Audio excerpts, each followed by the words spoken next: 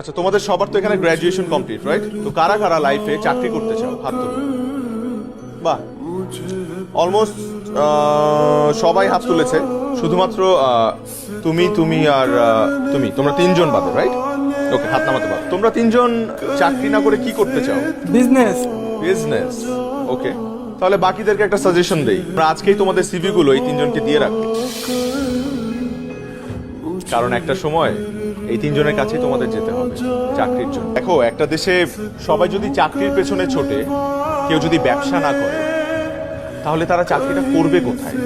তাদেরকে চাকরিটা দেবে কে?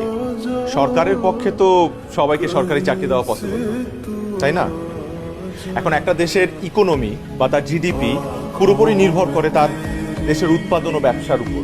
দেশে যত বেশি ব্যবসা হবে, তত বেশি কর্মসংস্থান হবে এবং তোমরা ভালো ভালো চাকরির সুযোগ পাবে। তারপর আমি খেয়াল করেছি যে সবার একটা ভ্রান্ত ধারণা আছে যে বিজনেস করলে বড়লোক হওয়া যায়, বা মানুষ ব্যবসা করে শুধুমাত্র বড়লোক হওয়ার জন্য। কিন্তু বিষয়টা কিন্তু তা নয়।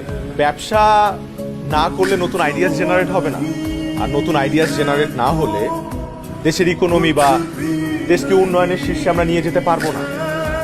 তো এই কারণে বলছি যে সবাই চাকরি চাকরি করো না, মাথা থেকে ভূত ছেড়ে ফেলো, উদ্যোক্তা হও, বি অ্যান এন্টারপ্রেনার। সেখানে দেখবে যে তোমার সম্ভাবনা সীমাহীন। আমি সরি, আমি মনে হয় আবার